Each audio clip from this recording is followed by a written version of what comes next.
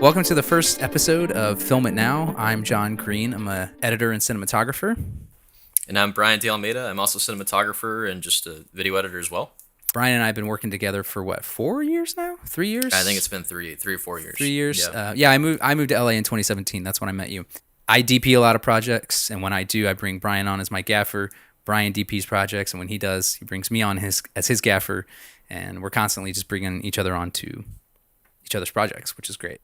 Yeah, all the time we're just swapping between like DP and gaffer. We just wrapped up on another film called Guilt. I was the cam op on that one, and John was the DP. Which and we can that was share a like- link to that now in the description. It will be in the description on the video, at least. If you're listening just audio, I'll find a way to put it on there. I've never uploaded an audio podcast, so this is new for me. But YouTubers, I'm going to put that link in the description for you.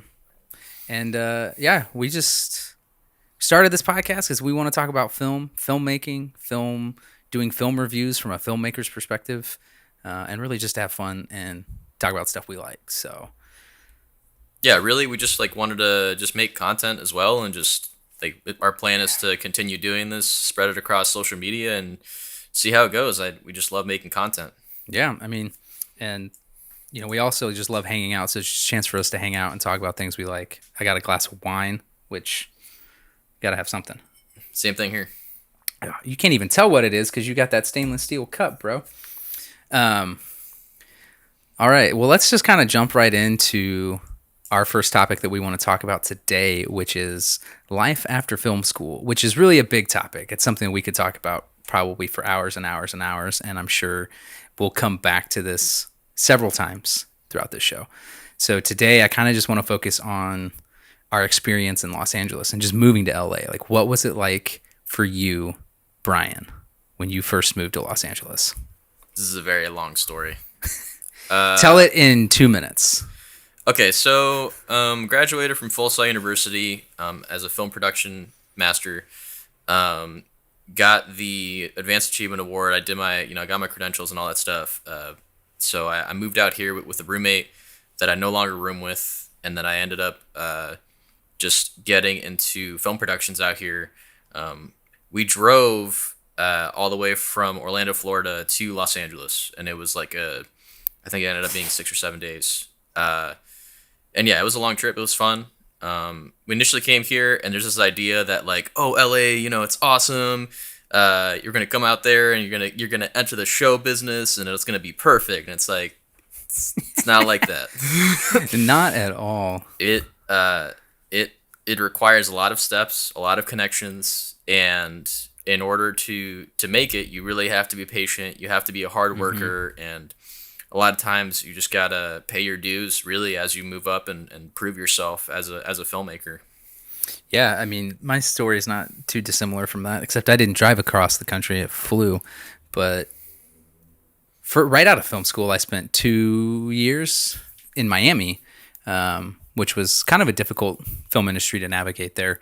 But then moved to LA for a particular editing job, and quickly realized how hard it is to get freelance jobs.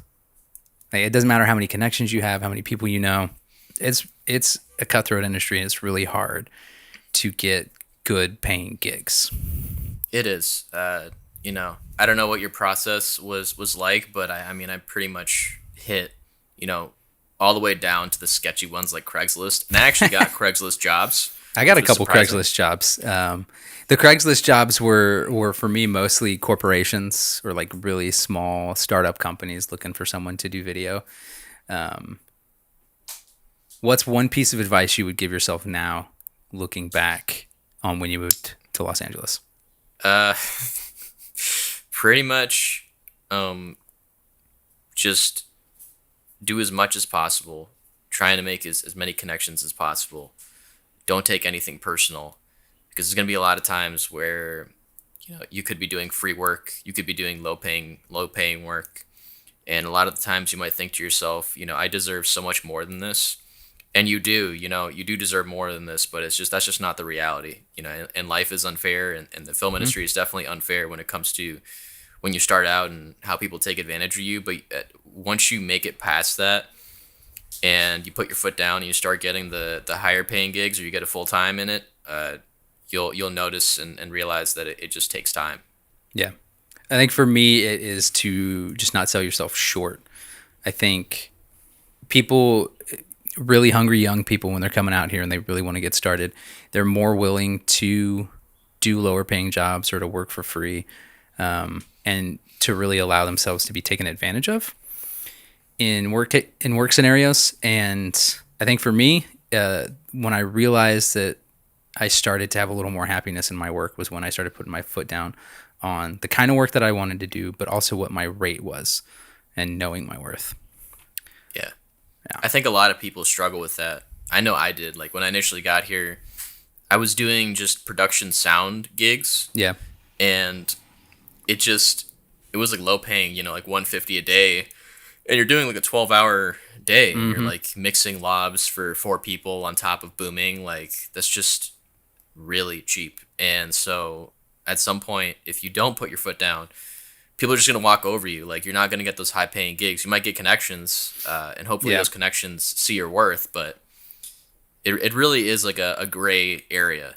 When I initially got here, I was doing the production sound, but I was also working at the New York Film Academy, which is a Oh place yeah. in Burbank, Yeah. and it was cool there because they gave you the flexibility of picking your schedule, Mm-hmm. and a lot of the gigs there was helping the students with the film production. They usually shot with like Red cameras, Sony cameras. They had film cameras. I never got around to assisting on the actual like film Yeah. shoots, but the student shoots were pretty big, and the equipment that they got was pretty substantial. Yeah. That's Um, cool. yeah, so I did that for like 4 months. It's funny that you talk about the New York Film Academy because right before I moved to Los Angeles, I got hired as an instructor, an editing instructor at the New York Film Academy in Miami, and they were based out of Miami Beach. And this was actually 4 months before I got this job in Los Angeles. And I kind of felt bad because I basically spent the summer kind of in limbo. I hadn't started working for them yet. I didn't really know what my class schedule was going to be. They hadn't really communicated anything to me. And then I got this job offer in Los Angeles, and it was way more money.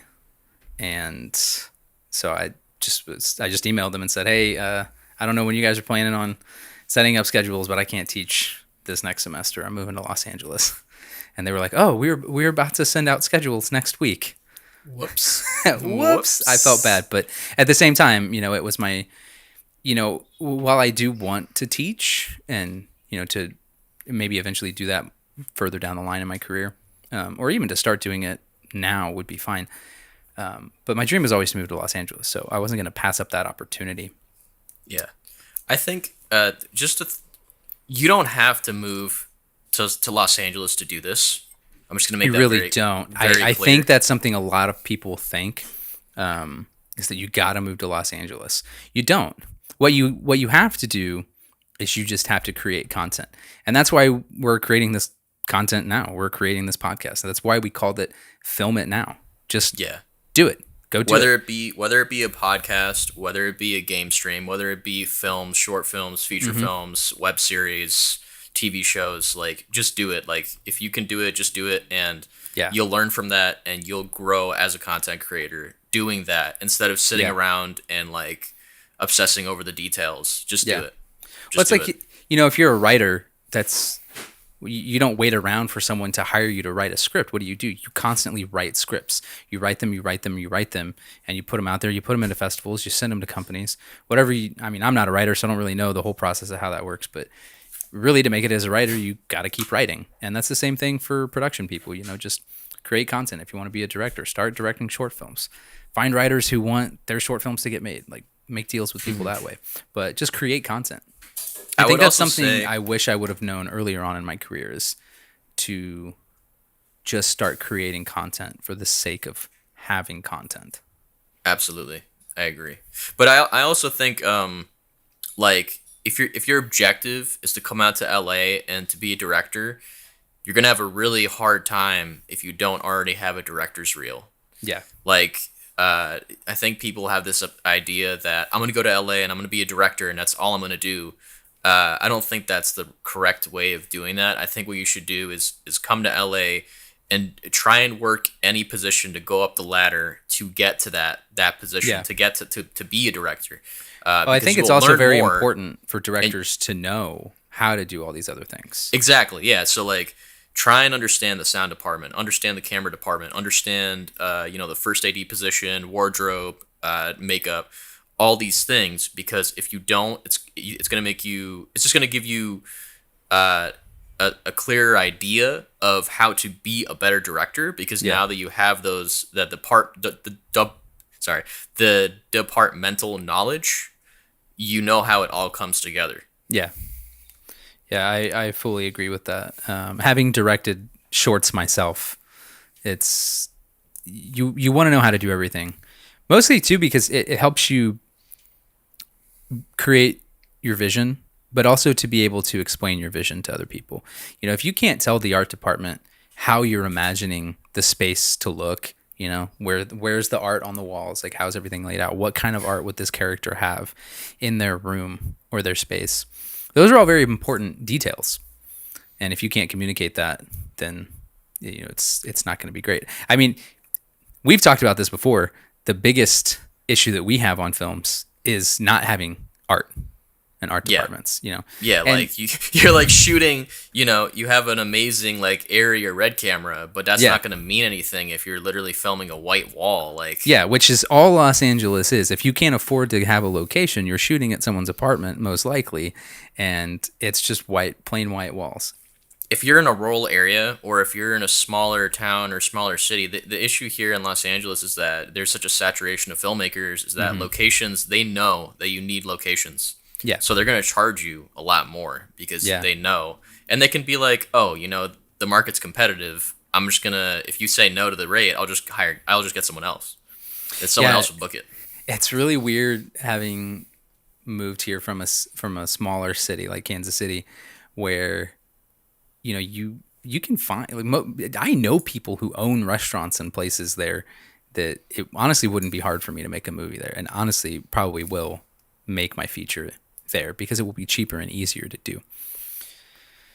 And I think that's the reason why I say you don't have to come to Los Angeles. Wherever you're at, whatever city you're in, use your connections and just make your movie. Yeah, I mean, pretty much. I'm very grateful because I would say that if it's important to decide on a location to go to, whether it be Los Angeles or like Atlanta or New York City, because when you go to these places, you become close to a friend group.